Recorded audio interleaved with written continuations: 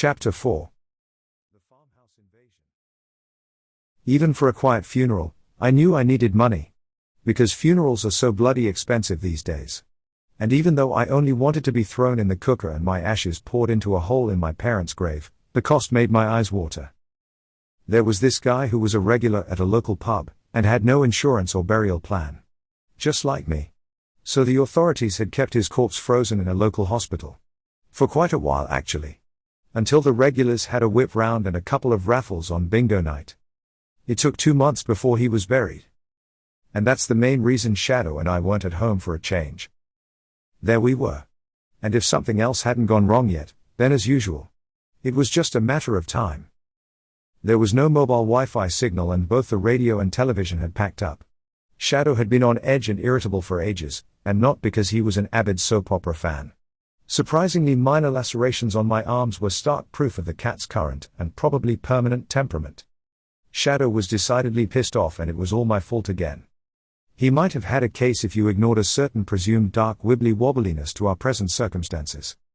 All I did know is that before he ever turned up, weird stuff only happened on television.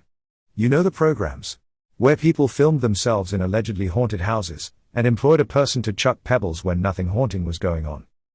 Also, and this was the point that concerned me most at the time, my most recent experiences sort of confirmed that, if weird stuff happened and the cat wasn't about, then on a comparative scale, it wasn't particularly serious. Please note the word, comparative. I hadn't made my mind up about the ghost on the coast yet. Those experiences might have been frightening at the time. However, compared to what was coming up next, they were merely misinterpreted jolly events. A strange feeling was beginning to creep up on me from my usually dull and disinterested subconscious. Shadow was concerned over something. And for lack of any action to take, he was focusing his wrath on me. Only a cat, I hear you say? It was really strange. It was April, and there wasn't a single green bud in sight. Only dark and menacing skeletal branches. In fact, there wasn't very much of anything in sight from this large tired farmhouse. We were to stay there for a fortnight as semi-recumbent house sitters, while the owners, a lovely couple in their early 30s, had gone off to Greece to visit their other home. Apparently one of 5 in their housing portfolio. It was clear that this couple was working on being millionaires long before they were 40 and retiring early. The estate agent told me rather too gleefully, that I should have done the same. Thanks a bunch. That did a lot to remind me of my precarious financial state. Unlike everything in Monty's garden, it looked like everything here was desperately late this year. And this house was cold. That damp biting cold you come across in unloved old buildings. Thankfully there was very little actual damp, except in some of the upstairs rooms owing to a few leaks from disturbed roof tiles. It was a heavy cold that tumbled down the stairs and stayed in a layer that kept your ankles and knees cold all the time. Such places reminded me that once upon a time I could tolerate all manner of extreme and savage weather conditions, which had something to do with fitness from mountaineering and rock climbing. That morning, the once young and weather-tolerant person was wearing a heavy sweater and a warm jacket. He was also considering buying long cowboy underpants with the button flap in the back bottom area. The television stopped working. Nay bother. That didn't worry me because I rarely watched anything on the box. My listening habits remained simple and only extended to light classical music programs. And I avoided the news on the radio because it achieved little more than add to the profound sense of despair that lay heavy over everything. Therefore, when both radio and television went on the blink, I was actually quite relieved.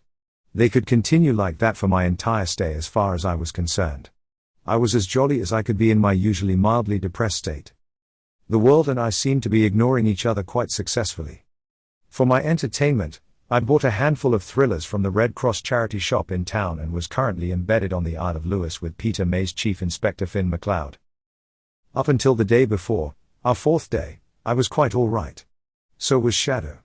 At least it seemed like that, because I now use him as my barometric reference point for whether I should be anxious or not.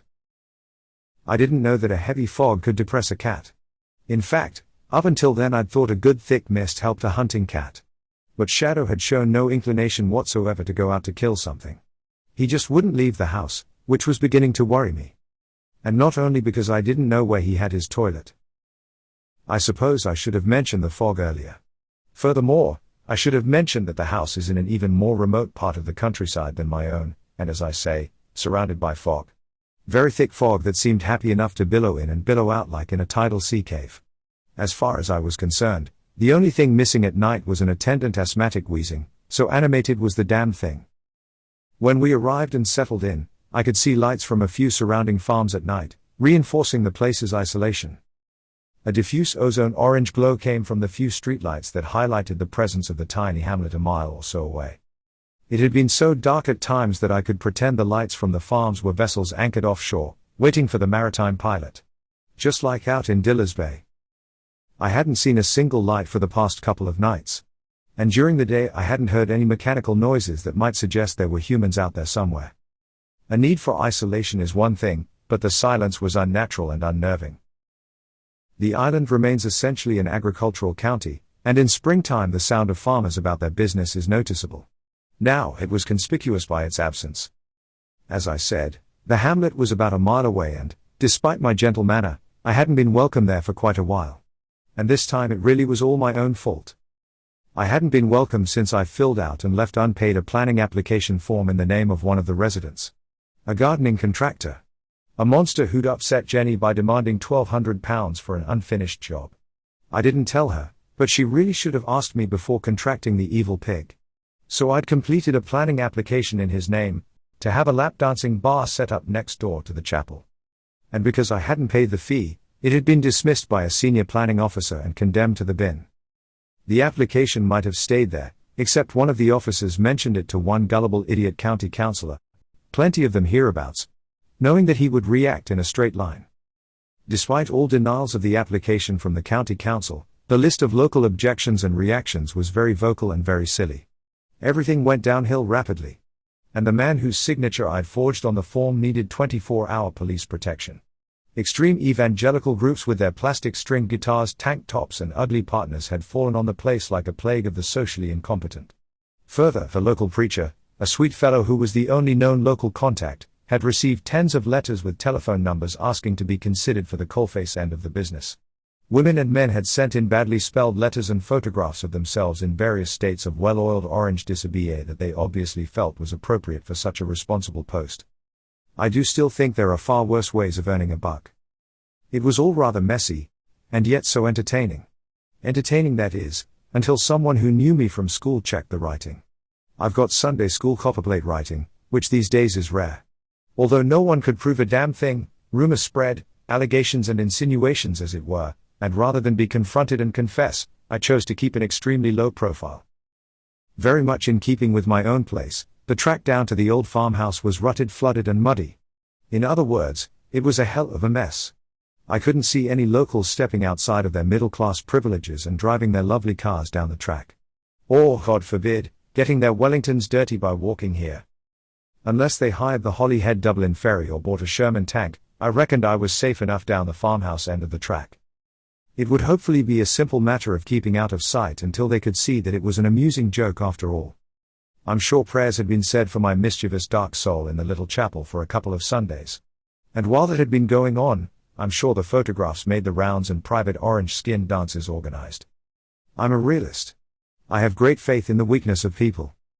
In terms of ire, there was plenty of it about, shadow apart. And I'd been thinking the last few days that the oppressive fog must have been directed at me as a karmic manifestation of local hatred. I wondered if Shadow knew that. It was just then that he gave me one of his looks. I got the impression that he knew everything about everything. And that would explain his general disdain and contempt. We were both established in the only habitable living room in the front of the house. It was the only one in the entire place with something that barely passed muster, with a near threadbare carpet on the stone-flagged floor. Downstairs in all, there were 2 large reception rooms and a large kitchen with a deep pantry in the back. Where we were camped, I'd built up a large fire to brush away the chill that a persistent fog insinuates into you. And it had been burning ever since we'd arrived. The day certainly needed something to cheer it up. And all the lights were switched on in the downstairs rooms and the barren hallway for that reason. It was an old house built around 150 years ago. Those days when people were tough and accustomed to living in cold homes. Fireplaces warmed up single rooms that were separated by icy corridors. Even the bedrooms. The whole place, including the extensive and dilapidated outhouses, needed serious attention. But even I could see it held great promise as a family home with the barns converted to holiday cottages. In the living room, there were 2 large sash windows with flaking paint of many hues, which looked out over the fields and away from the ruined farmyard. I'd drawn the inner shutters the previous night to stop a constant draft, and was tempted to do the same during the day, so depressing was the view. The furniture was dark heavy wood. And the fabric of the curtains and sofa, probably red once upon a time, had faded to a faint dusty pink. Again, Shadow had adopted one end of the lumpy and dusty sofa as his residence within a residence. But at least he was no longer violent, and had seemed content enough. Yet I was always wary around him. He'd spent most of his time sleeping and eating, or just watching me pace about in my boredom. I stood behind the ruined matching faded pink dusty smelling armchair and stared out over a glum meadow. It was infested and being slowly consumed by what I suppose must be blackthorn. In midsummer, I could imagine the field full of the poisonous yellow ragwort, Anglesea's county flower.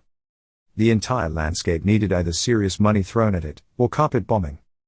The grass I could see was bleak and colorless, and probably possessed of little nutrient for any animal with standards. I have a basic understanding of agricultural land use. If it's good pasture, you put sheep on it, followed by cattle. If it's poor land, you put a horse on it. And if it's too poor for a horse, then you apply for planning permission to build holiday cottages. Add to that, the miserable billowing fog morosely happy to hang around the place. All around us and above. I didn't know whether everyone else was suffering the same meteorological fate. Or whether this is what happened when you pissed off a load of middle-class people in an isolated hamlet. I had no intention of testing that hypothesis.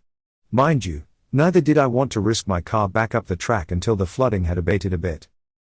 I'd been drinking copious volumes of tea as frequent meditations, one cup after the other, and needing a pee was something that happened suddenly. Not unexpectedly, it was difficult to move away from the window, and I stayed there most of the day, addicted to the miserable and bleak view. The more I stared out at the fog, the stronger was my conviction that it seemed to function according to its own set of rules, constantly billowing and curling back in on itself. What had initially been intrigue at the conditions, had slowly turned into dread and an uncomfortable wariness. Despite recent events, I remained a reasonably rational being. And even though fog is just fog, I no longer felt any strong inclination to venture out. There was something that you viscerally knew was creepy about it.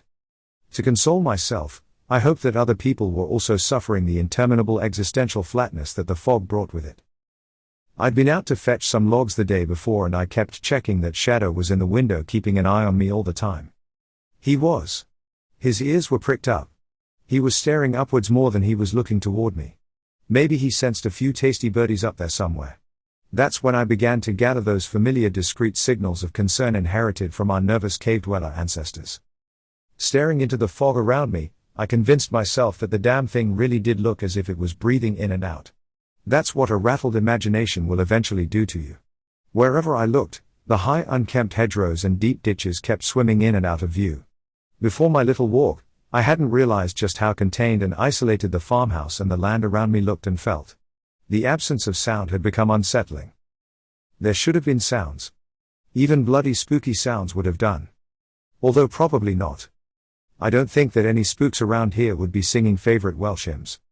There was absolutely nothing to be heard from the surrounding land, where I knew the adjacent farmer had been busy plowing his fields before all this started. Maybe you'd find him in his farmhouse kitchen equally unsettled and hitting the hobnobs. I'd already had a good look at the potential escape route. In places relatively close to the house, the flooded track was deeper than my Wellington boots could manage. Experience of my own home told me the flooded track would be worse further along. I liked my little blue car. It might be cheap and look as if it was on its last legs, but the last thing I wanted was for it to be semi-submerged in dirty water. We were trapped. And it felt as if a flock of spooky ducks was all aligned in a row against me and my growing nervousness, an overactive imagination and my own spontaneous inertia and lack of endeavor. Every night at about 11:15 p.m., the post plane for Ireland flew over my little cottage. I generally took the noise and distant flashing strobe as a signal to stop whatever I'd been doing and begin my preparations for the next day. Cereal bowl and a jar of instant coffee on the draining board and dirty clothes in the washing machine. Then going to bed. I frequently used to stand in the doorway of my little cottage to watch the green, red and white lights fly over, wondering what the pilot was thinking right then.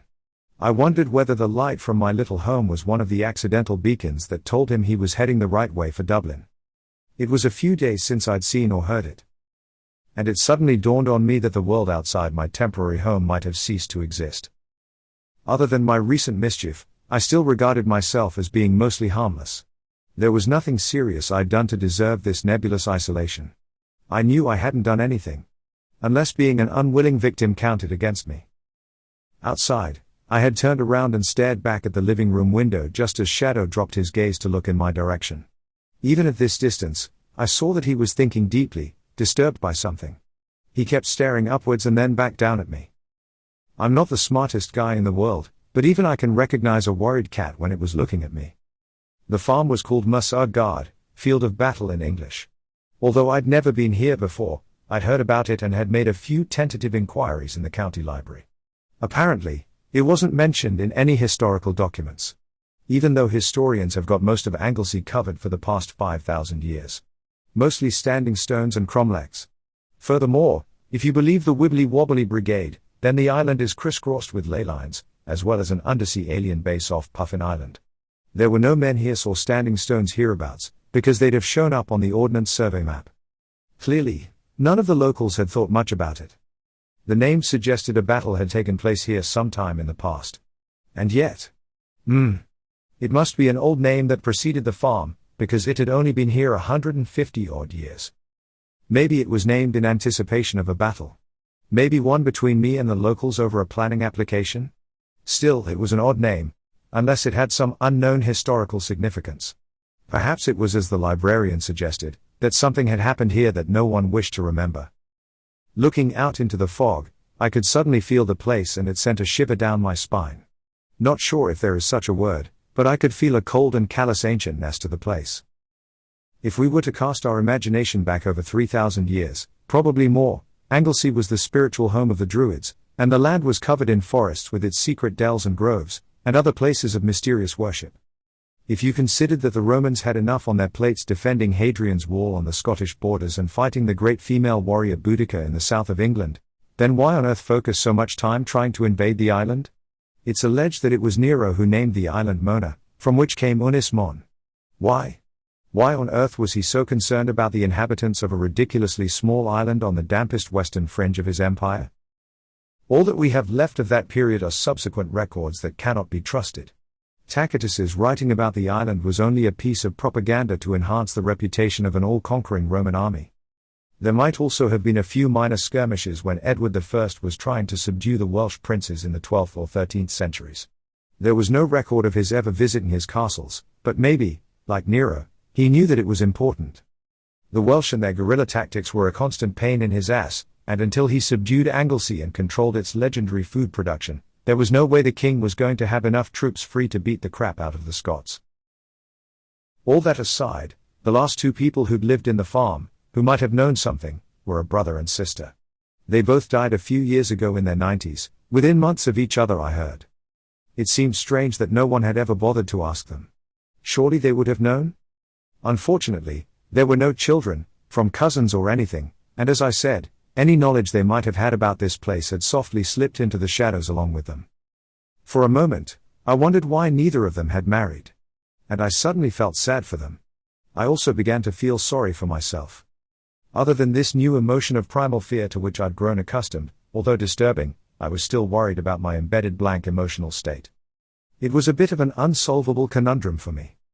Had I become emotionally inarticulate because of the self-isolation, or had I isolated myself because of my blank emotional state? Maybe I should be pleased that I could still feel something. Even the anticipation of terror. If Shadow was worried, then I had every cause to be concerned. I slept well enough in the only decent bedroom upstairs. Credit to the young owners. They'd tried to make the house as habitable as they could. There was plenty of food and a wonderfully comfortable new bed. I left the bedroom door open so that Shadow could come and go as he wanted. He usually stayed downstairs when I went to bed, and when I awoke I'd find him curled up on the duvet by my feet. I'd just had an odd dream. Some of which I could still remember when I woke up. I was being chased around the farm buildings by chickens, hundreds of the bastard things. That was it. Just being chased by chickens. I had a book on dreams at home, and I was looking forward to deciphering its meaning, like one idiot I knew kept saying. I sat up in bed and immediately felt the chill in the air. No way had I left a window open. I cocked one eye at Shadow, and when he could be bothered to raise his head at the movement, he cocked one eye straight back. And to quote the great Tommy Cooper, There we were, cockeyed.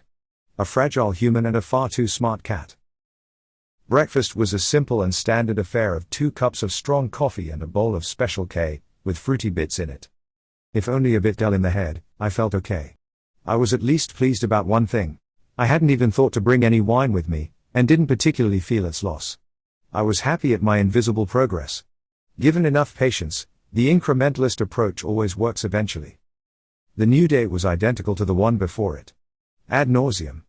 Except that I cut back on the tea and drank more coffee, which meant more intake of a diuretic and more trips to the loo.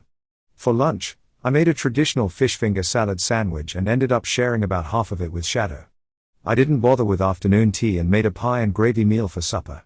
Those were the highlights of the day, unless you wish to add the dream of being chased by chickens. That was all. Nothing else.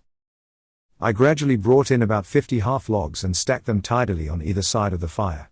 Then, just for something to do, I cleaned tidy nice around the fireplace. The fire was hot on my face just like a proper summer day of old.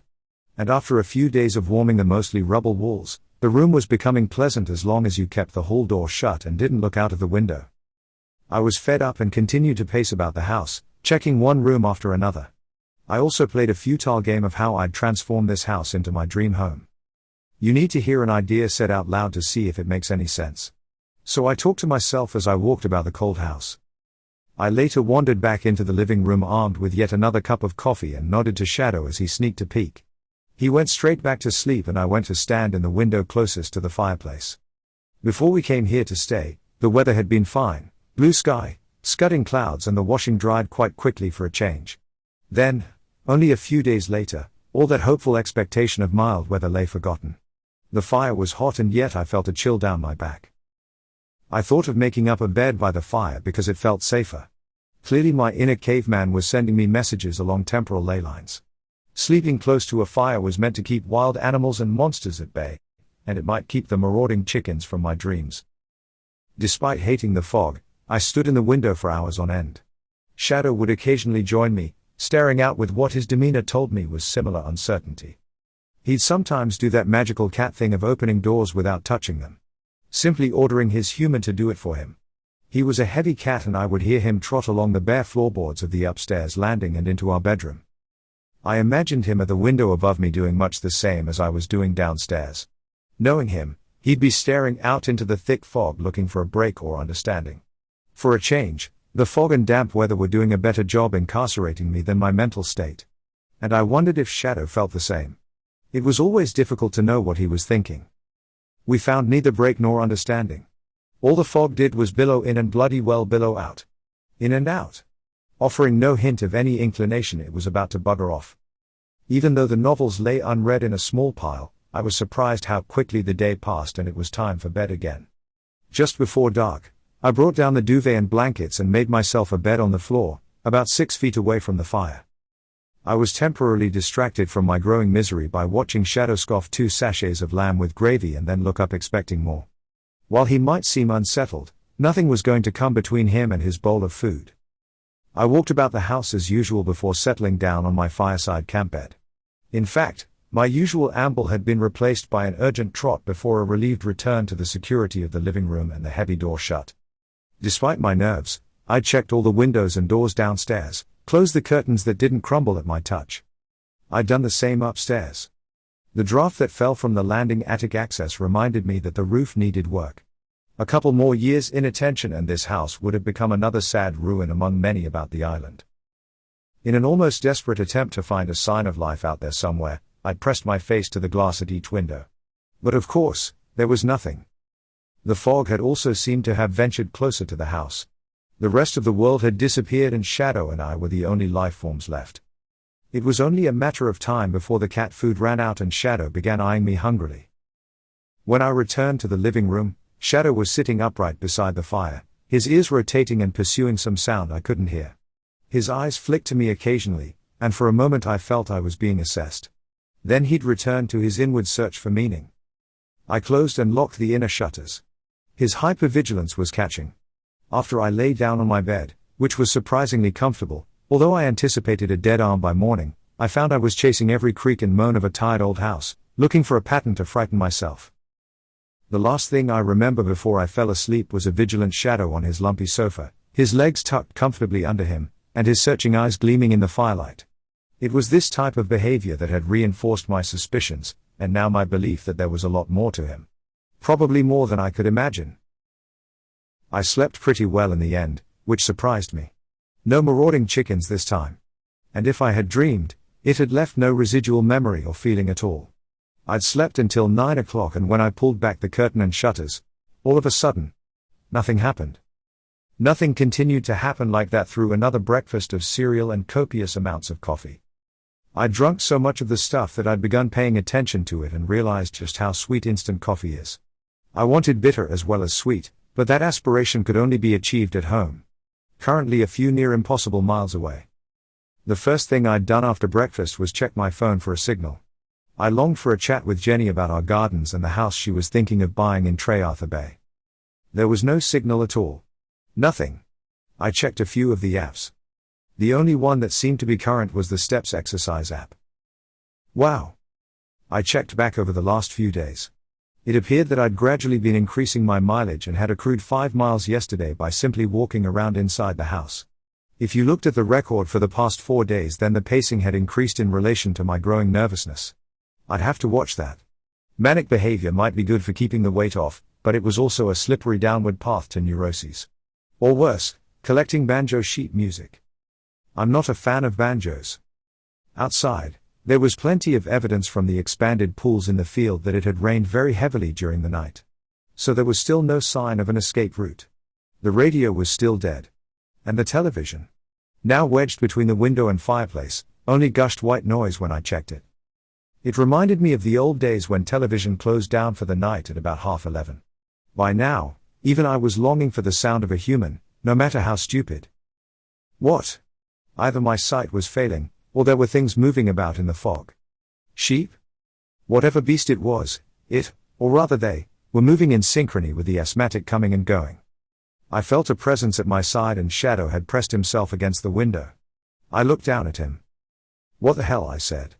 And was startled by the sound of my own voice. "What's that?" Shadow kept his opinions to himself.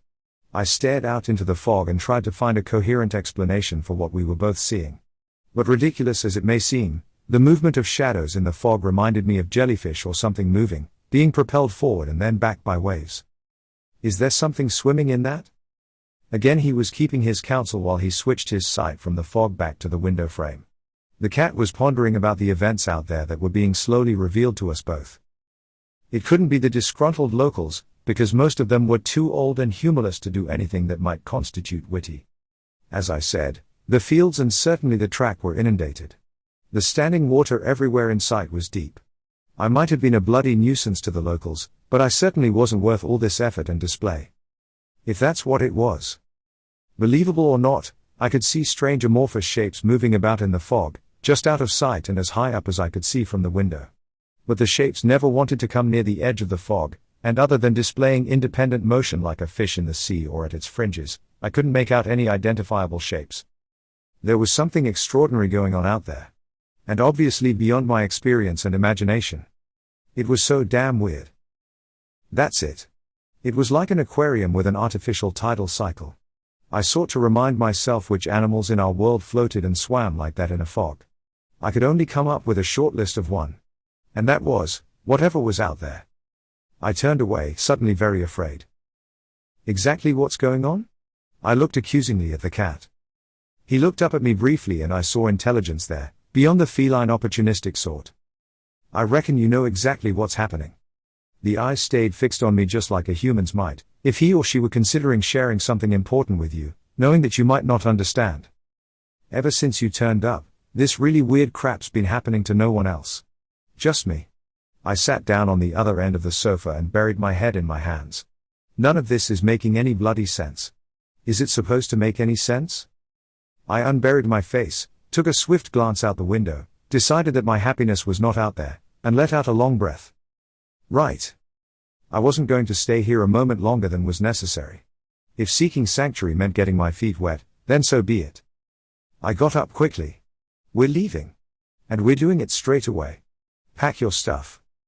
I started toward the door full of brave intention. But even before I got there, I heard a soft thud of cat paws hitting the carpet and running across the floor to stand right against the door. As if he could stop me. "Move, you silly cat." I reached down my left hand to shoo him out of the way.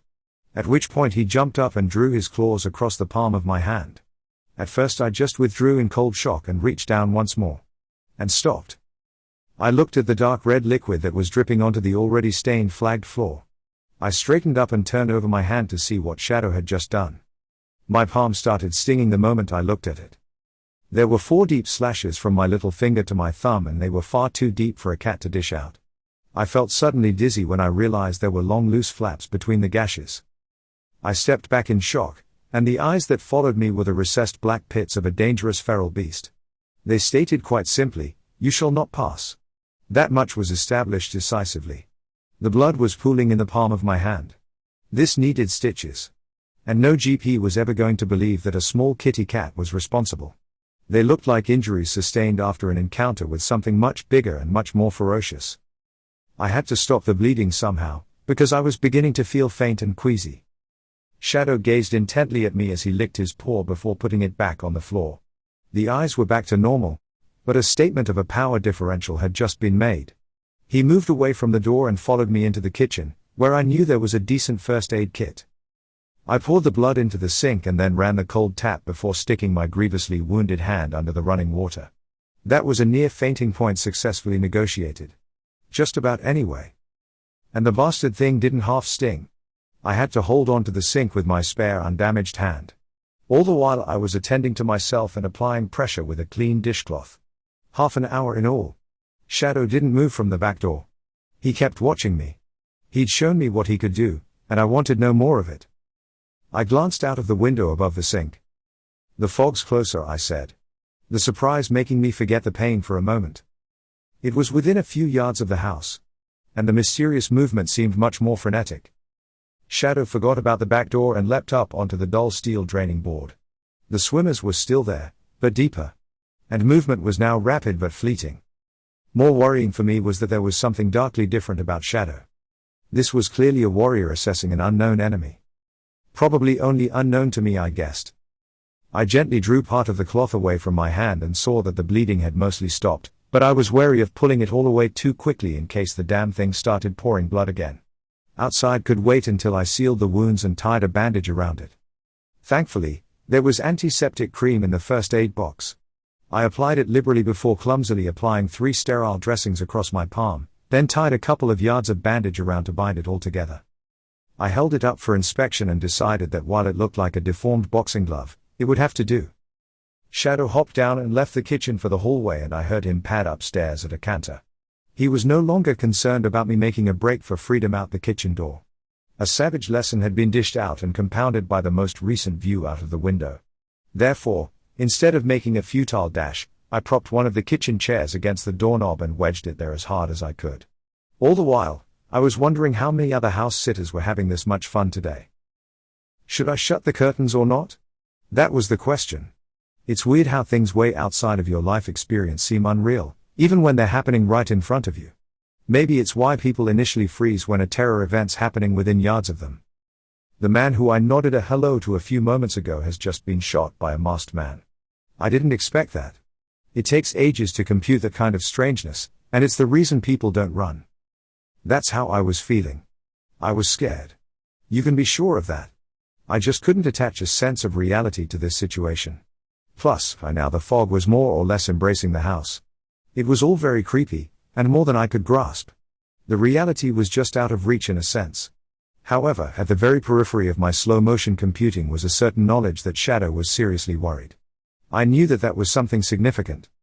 I squeezed my eyes shut a moment, shook my head, and then went to look for my small companion, pondering on who he was. And what he was doing. Suddenly. Gradually. If that makes any sense at all to you. Anyway, it was growing darker. Not that thick darkening that accompanies a heavy fog, but worse. Something probably unique to what was going on outside. And then a dull heavy wet thump against the back door told me that whatever that was floating about outside wasn't going away as requested by my unconscious. I was reaching to close the curtains when Shadow scampered noisily back into the room. He leapt up on the draining board once again and butted my hand away from the curtain, pushed his face against the window, and then stared up first and then in the direction of the door that had just received that thump a few moments earlier. Shadow withdrew from the window, sat upright, his head moving from side to side gently, his eyes busy elsewhere. He was calculating something. Then he looked up at me and I could see the concern clearly etched in his eyes. I knew I was in the company of a cat unaccustomed to being nervous, and who was now clearly rattled. After that brief moment of realization and fear, we went back to the living room and stayed there for the remainder of the morning and into the afternoon. Again, I wasn't allowed to close the curtains, so I built up the fire instead, because I desperately needed to do something to stop me thinking. The radio was still off, as were the television and my mobile phone. I now knew that this had nothing to do with a lap dancing club and pissed off locals. I popped to the window a few times and looked out. Nothing changed from one visit to the next. Until about 2 o'clock, when it suddenly became as dark as night. Shadow, I said. I stepped back from the window with that specific backward movement that said we were going to need a bigger boat. He was back on his sofa, legs tucked under him again and his eyes closed like a furry little guru. Mind you, a very violent one at that. He'd been like that for 2 hours, either meditating or just waiting patiently, although I didn't know what he was waiting for.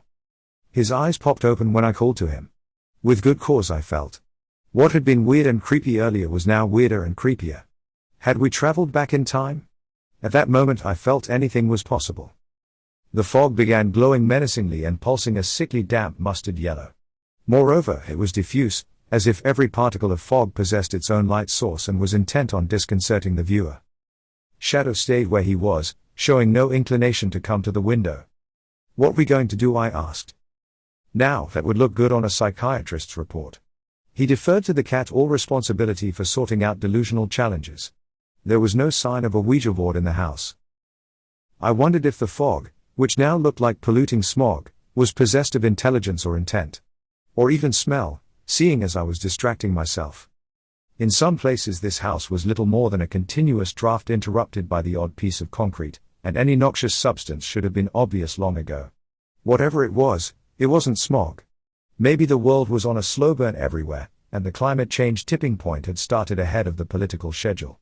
The scientists can only give you a general idea of what happens when the clock reaches zero, and there would have to be a million and more individual localized effects. That still doesn't explain things swimming about in the fog, I said aloud, and again we both jumped. I'm going upstairs to see if I can see above it. I looked at Shadow and shrugged. I could have sworn he shrugged his little shoulders in response. "You sure you haven't got something to say?" There followed a staring match, which I naturally lost. "Let's go have a look." There was something about the small paned window near the top of the stairs that struck me as odd. It didn't make sense until I got to the window of the bedroom over the living room. Firstly, there was nothing I could see out there because the smog was right up against the window, and secondly, if this really was fog, then there should have been condensation on the window. I didn't need to tell Shadow this, because he's a smug smart cat. I cried out aloud, and fell onto my backside in shock.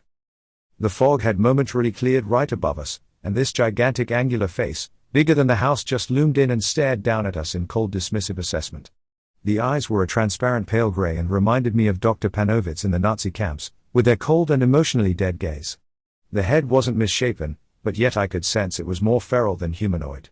This feeling was reinforced by the angle that the head fell sharply back from a bloodless pale forehead. Below what passed for a broad flattened nose was a predatory mouth whose edges were drawn back thinly below its cheeks. There was no indication of humanity or warmth.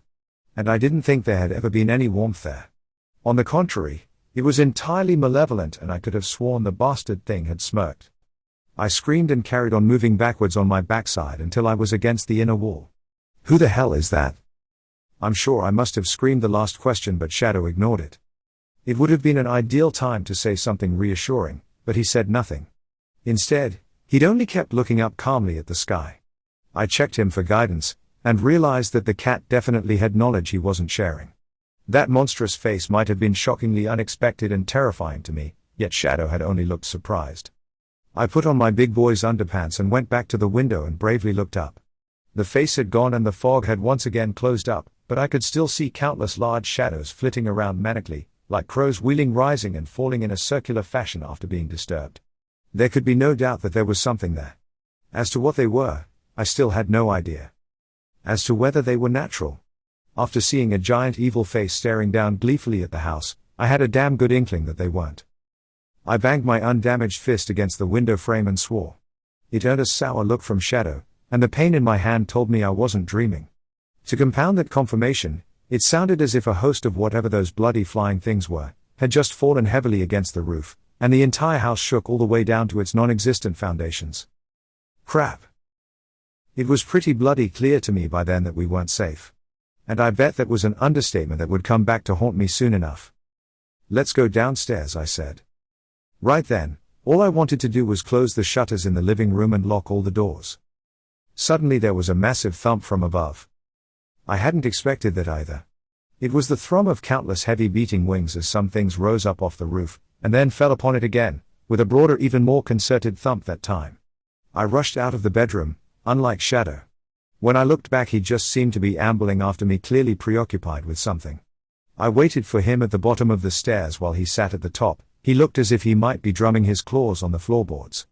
He looked up at another heavy thrum, thought about it a moment, and then raced down the stairs and past me. I'd read somewhere about the Romans or the Mongols. Mongols probably. The first thing you did in any face-to-face army confrontation was to send in your lightest troops to test the strength and speed of the enemy's response.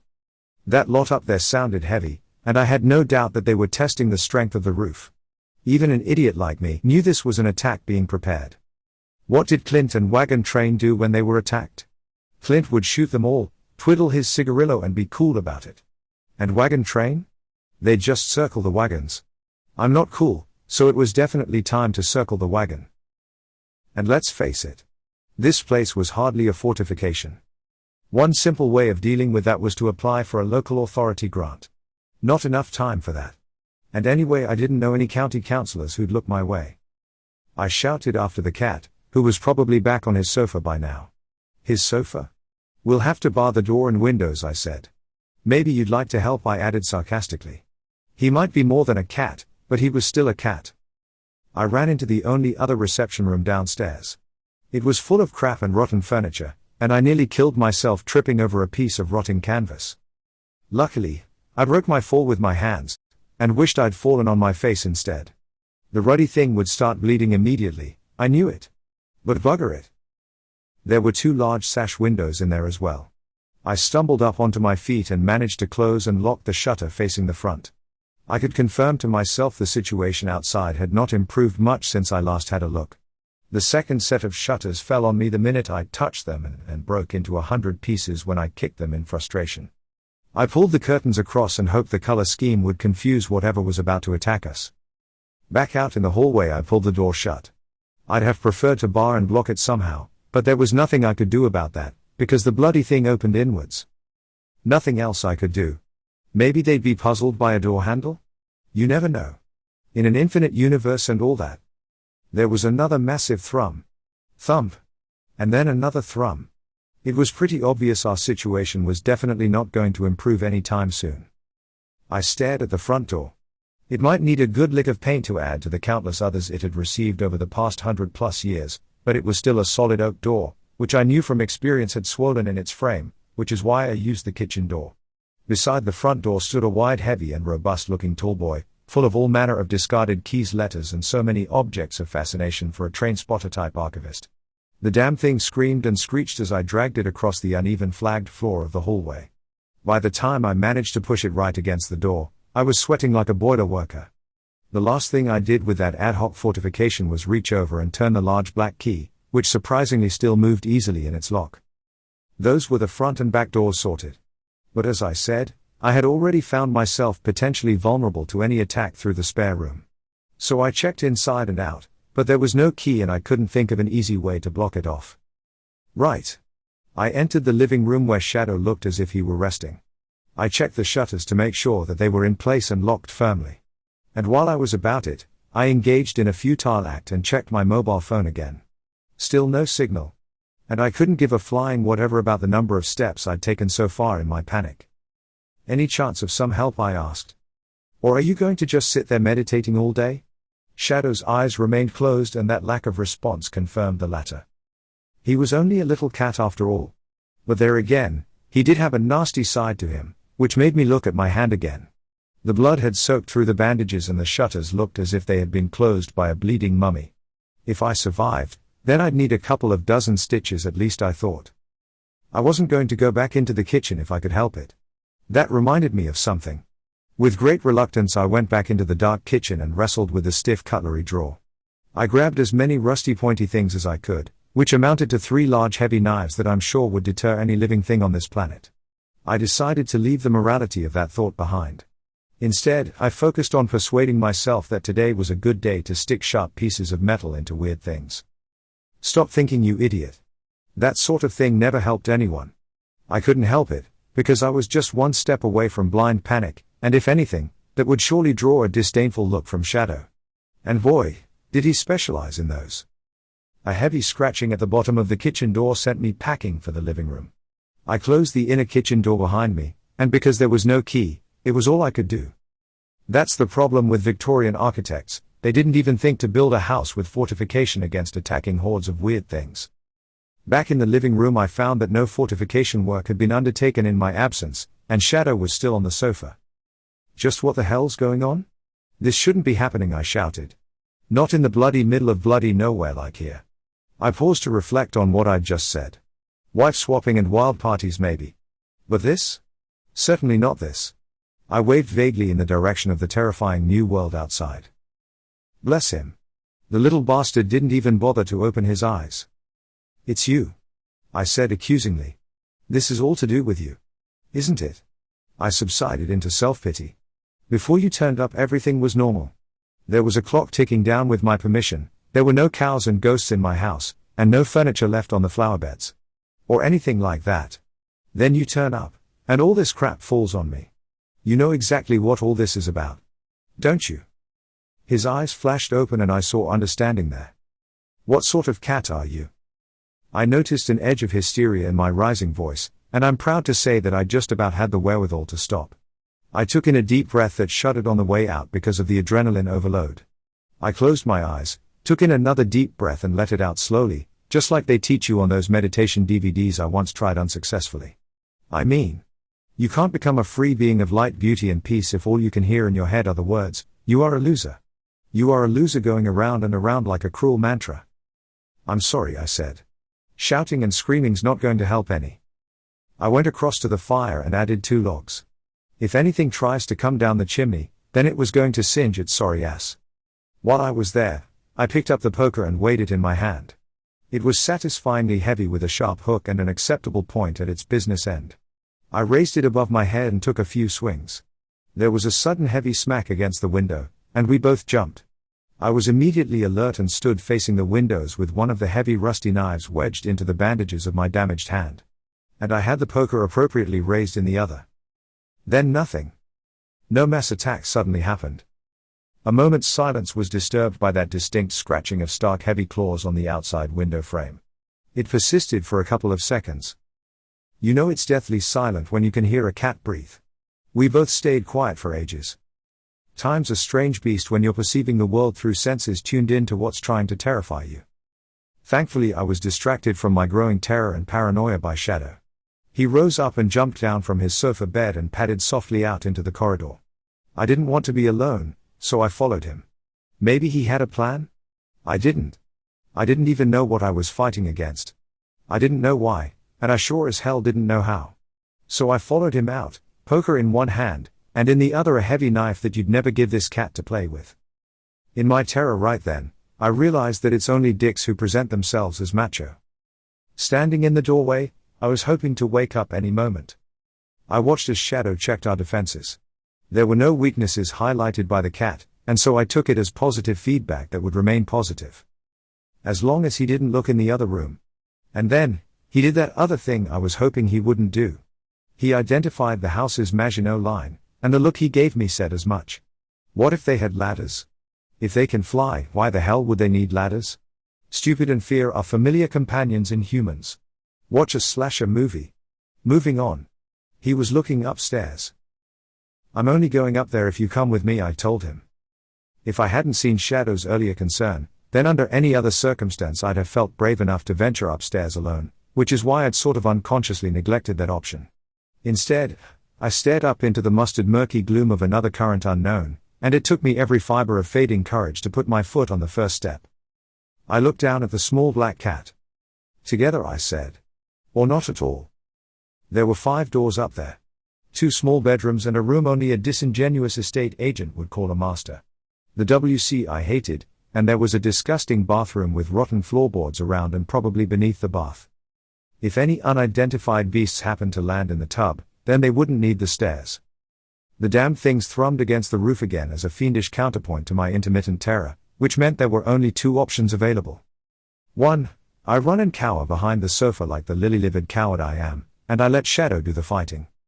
Or 2. I could pull on my big boy's underpants, get up there to secure the shutters and close all the doors to at least make life difficult for the unidentified bastards flapping about outside.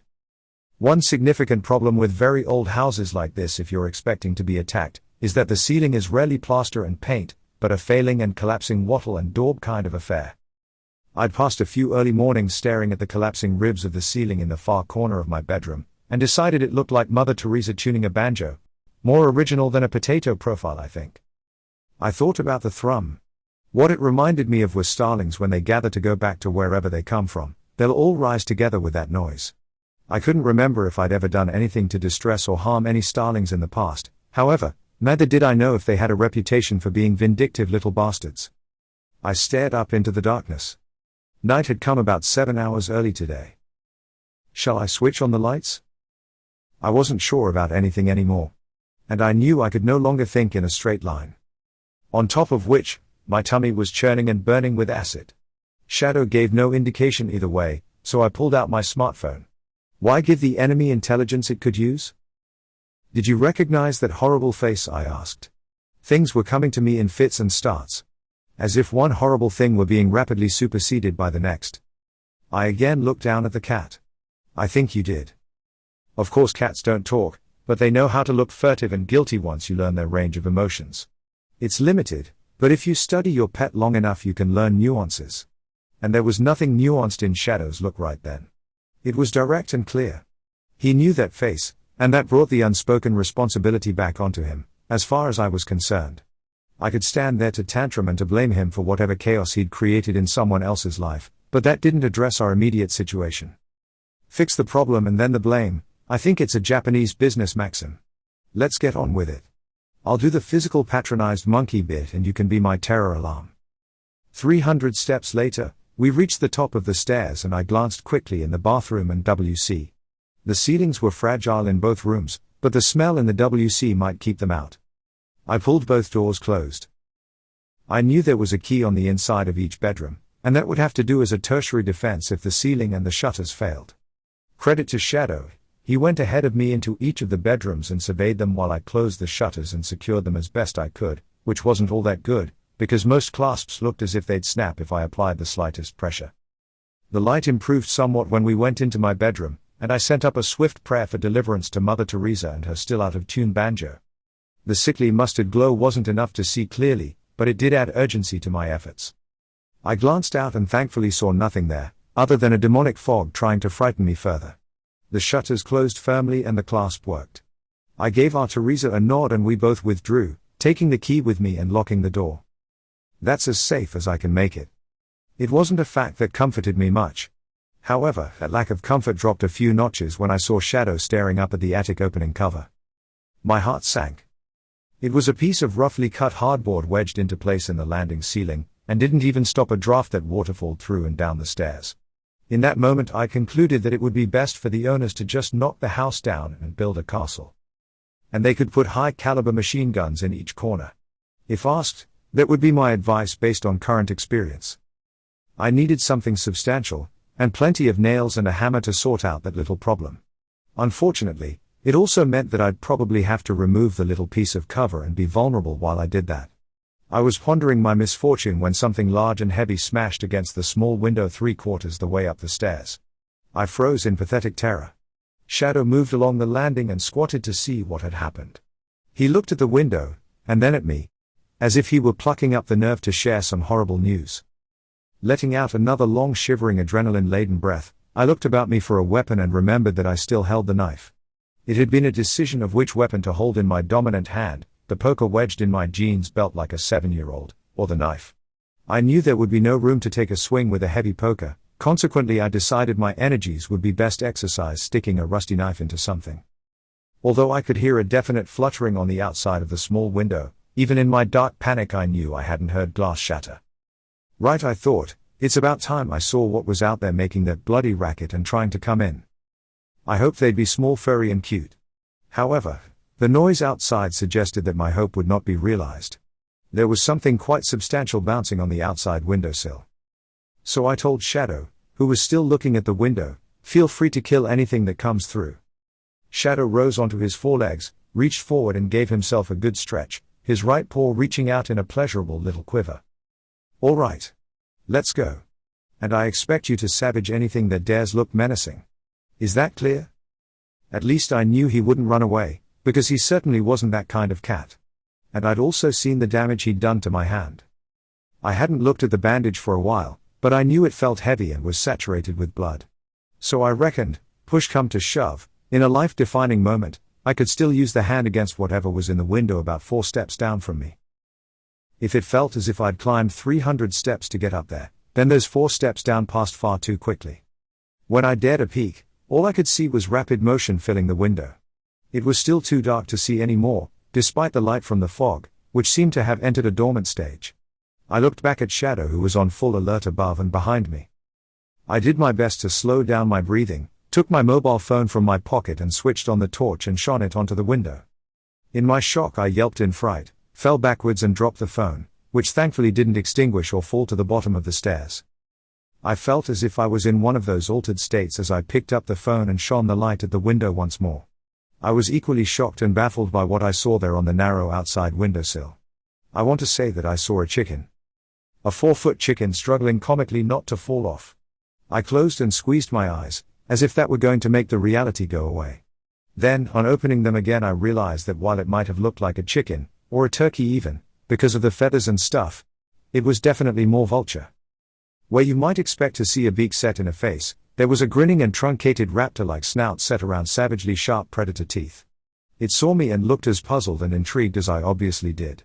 The eyes indicated quite clearly that while I might appear intriguing, I was still viable protein as far as it was concerned.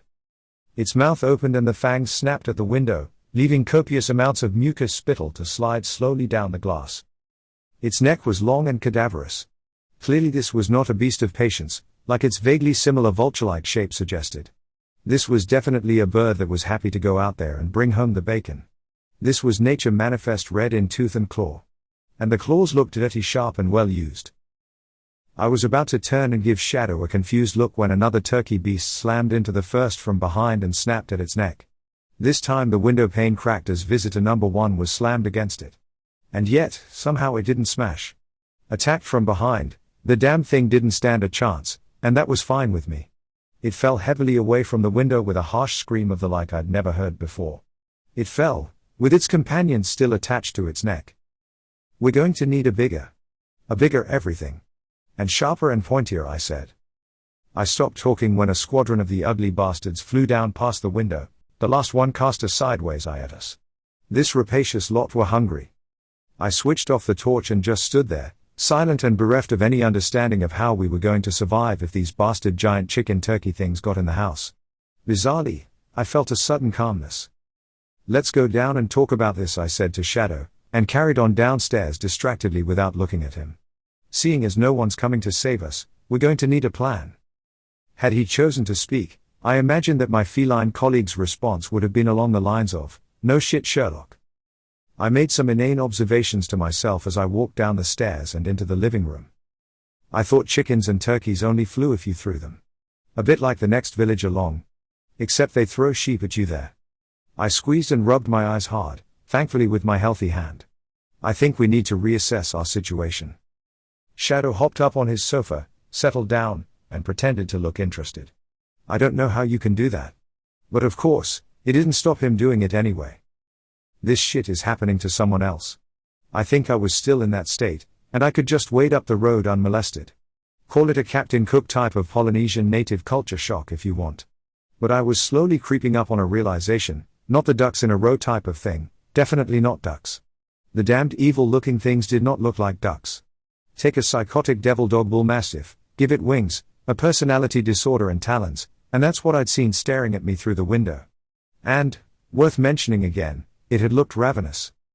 In punctuation to my understandably irrational thinking, they attacked the roof again, and it was a much heavier assault this time. I could now visualize precisely the damage that creatures of that size were doing out there. Time, tick, tock. A countdown to becoming someone else's lunch. At least someone thought I was attractive. And it would definitely save on funeral costs. While I was staring at the ceiling, Shadow had his eyes shut and was frowning. I hope you're calling for help on the cat phone, because unless the army turns up, there's no way we're going to defeat these bastards. His eyes opened momentarily and then shut again. I knew it was only a matter of time before they broke in somewhere in the house, and by the racket above me it would be the roof and the attic entrance. I thought about it for a moment. The size of them meant that they could only come through one at a time, which would slow them down significantly. Maybe we should fight them on the landing in a Churchillian way as they came through. I may be generally useless as a human being, but I still reckoned I could do damage to the bull mastiff turkey chicken things. Mind you, it did sound like there were quite a lot of them. Still, I said, and looked down at the small furball frowning to himself on the sofa. I've got you and your vicious claws. And I suspect you can do worse damage if you're in the mood. I held up my bandaged hand to the firelight. It was no longer shining with blood. Not necessarily dry, but nonetheless it looked and felt as if it had stopped bleeding. It just stung like crazy. I was glad for any small mercies right then. I knew that holding them all back was impossible, because I now knew that they'd be savage and relentless in their pursuit of fresh meat.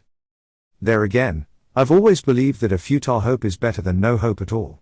Even though we were both on their brief 2-item menu. I started to think about what they'd do after they'd killed me. I quickly brushed that awful image away.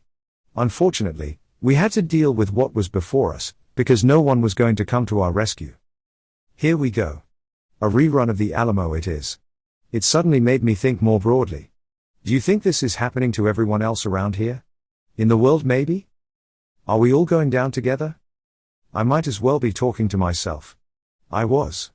Anyway, to be fair to my precarious mental state, I'd received no verbal confirmation of anything from Shadow so far, and he didn't appear to be as hypercharged with adrenaline. There wouldn't be many macho heroes anywhere when these bastards came for you. Why aren't they attacking the windows? They got something against wood? A thick cloud of soot and some small pieces of cement fell onto the fire, followed by a large surprised satanic-looking turkey who was having its ass unexpectedly roasted. I was grateful that it screamed in a surprisingly thin high-pitched voice, because it gave me a chance to pass through that 1-second delay to action. I needn't have worried. Shadow was on it before it had finished complaining. One swift swipe with a clawed paw and a head the size of a rolled pair of socks bounced out of the fireplace, while the remainder of it caught fire. One hell of a cat. We were both ready for more to come down. Me with my FB knife and Shadow with his ferocious claws. But none did. Maybe their feral colleagues' squeaky screams had put them off, and they might decide to go away. Whatever the reason, everything went deathly silent once again.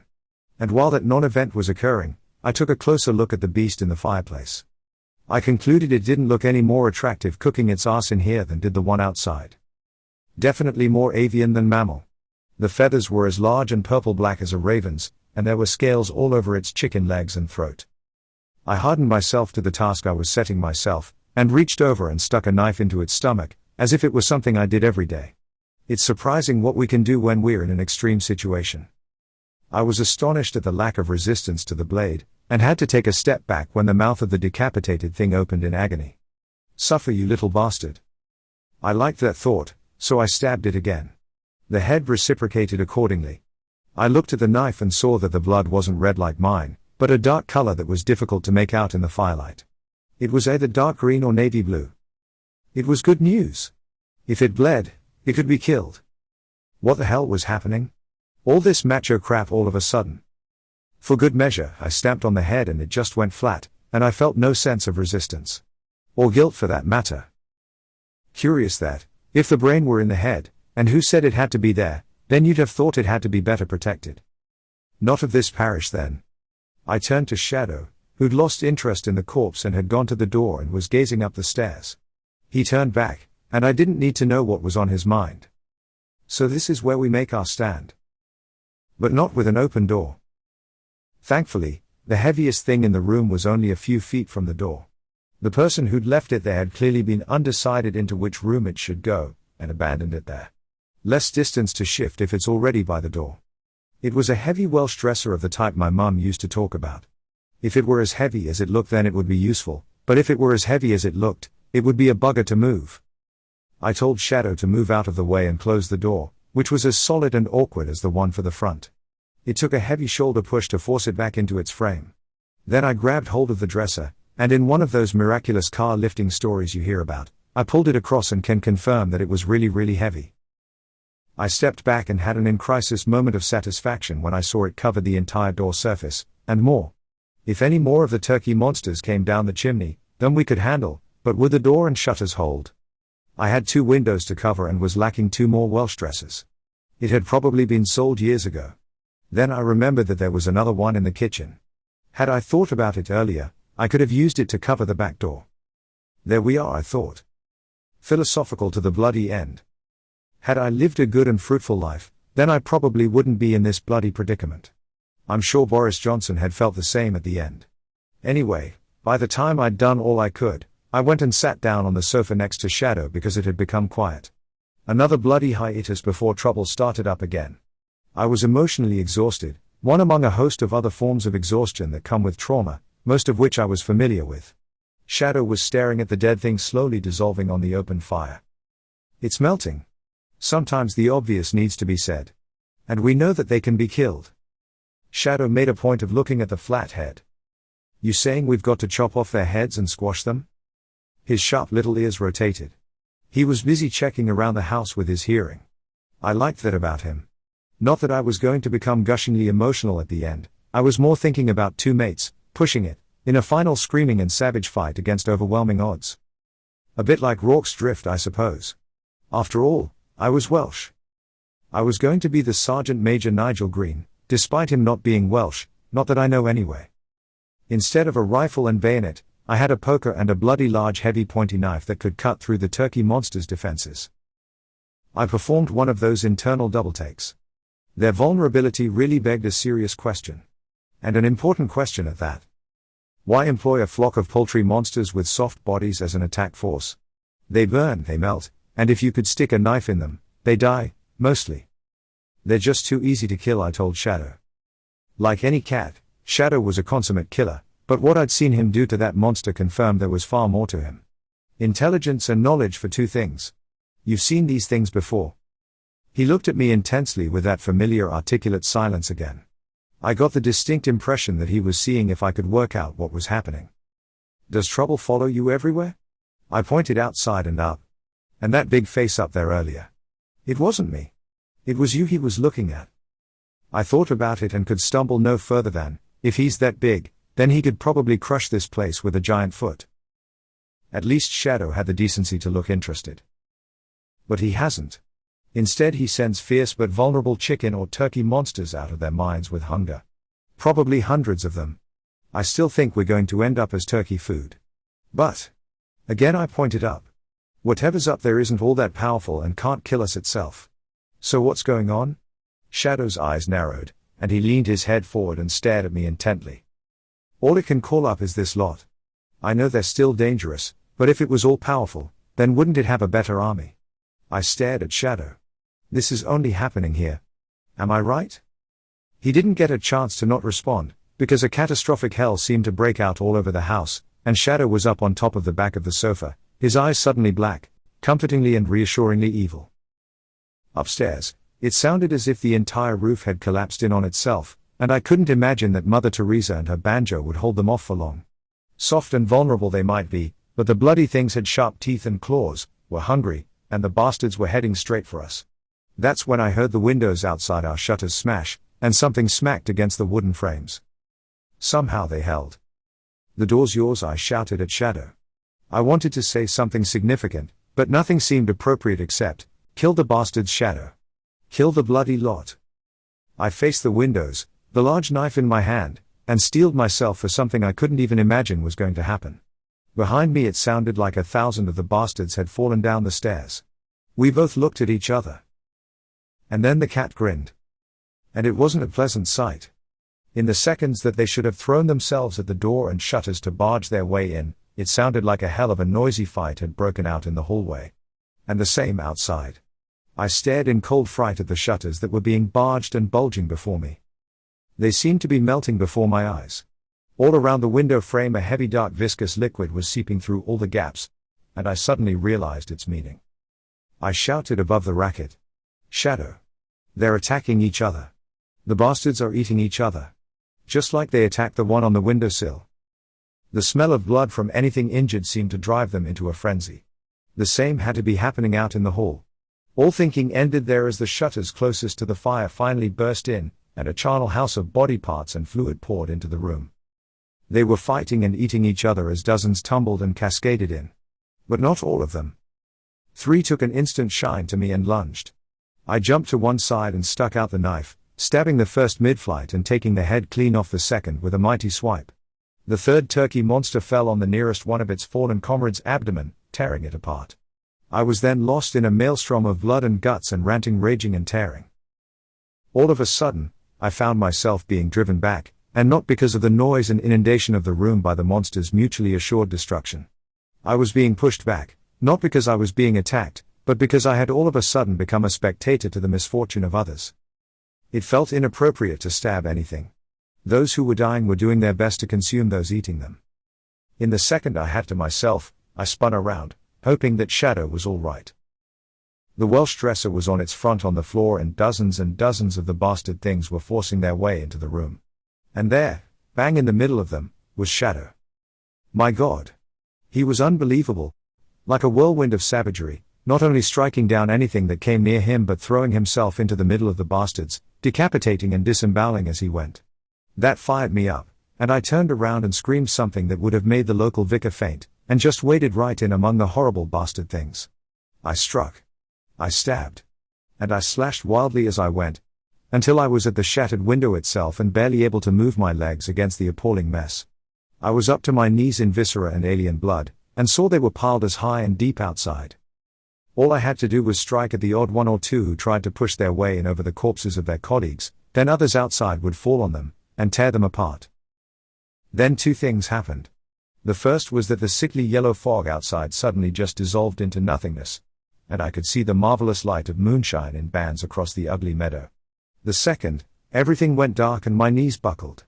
The last thing I think I remember was seeing a cow in the house. Eva Hughes here? Then a massive arm closed around my chest and lifted me off the ground. That was it. There was only one item on the menu. Me.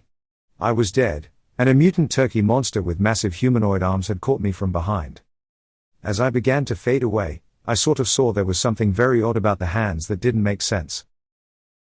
I woke up slowly, and my head felt like it had been in a vice, and I felt really awful. I turned and retched in loud agony because nothing was coming up. I couldn't remember when I'd last eaten. The light was almost unbearable. I closed my eyes again and fell into an exhausted sleep. Before I nodded off, I heard a deep voice shouting and sensed a great deal of commotion.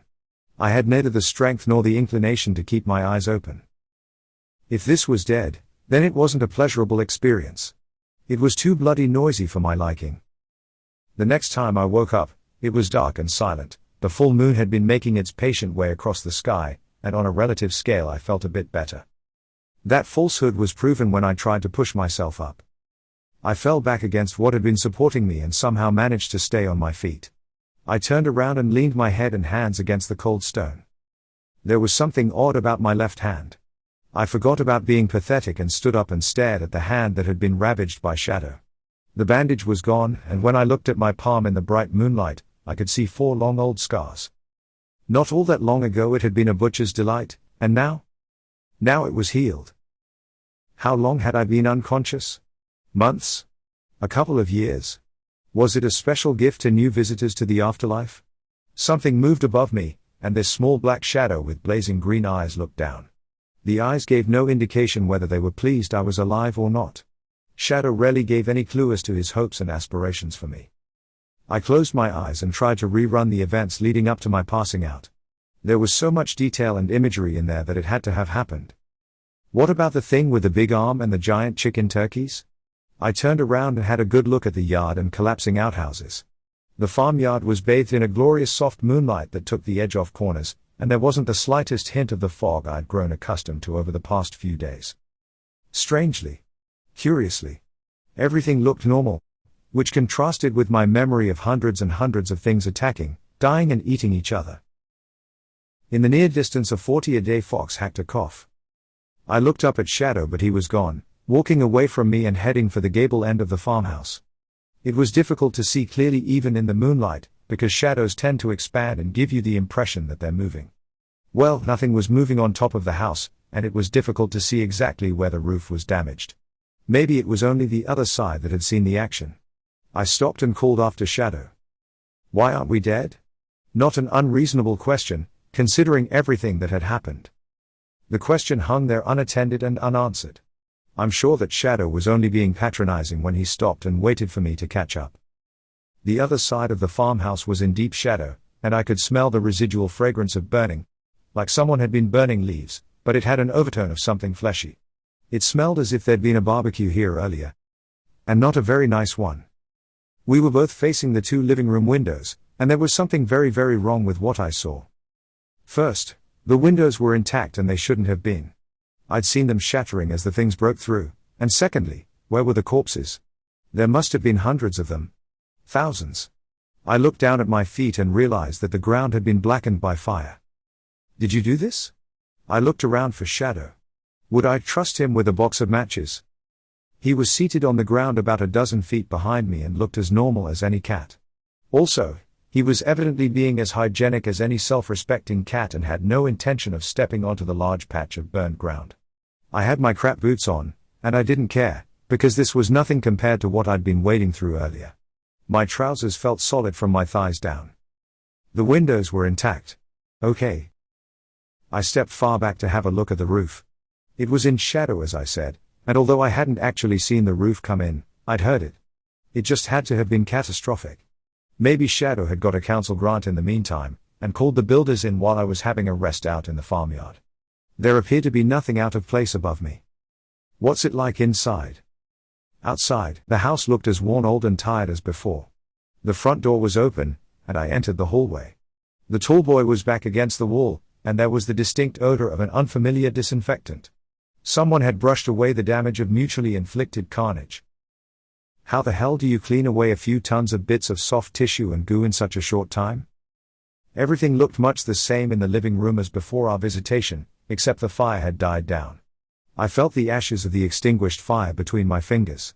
It was still warm. So the assault was still recent. I switched on the light. The sofa was back in its place, and Shadow was assuming his usual position at the end away from the fireplace, his legs folded beneath. The carpet looked as if someone had given it its first wash in a few decades. The knackered armchair looked more robust and the sofa was also clean of bits. I was puzzled, and decided to sit down at the other end before I suffered the consequences of thinking too much. Damn good housekeepers, I said to Shadow, whose head was down in gentle slumber. How did he do that? Do you think they'd have a go at my car? I thought about taking a look upstairs. But with the evidence of what I'd already seen, why bother? I'm sure someone will explain it all to me later. I leaned back against the sofa and was about to try to sleep when I heard a noise upstairs. Someone or something was up there, and something was being dragged across the floor. If Shadow didn't seem fazed by it, why should I? So I just fell asleep, and dreamed of Mother Teresa playing her banjo and singing a dirty sea shanty to the poor of Calcutta.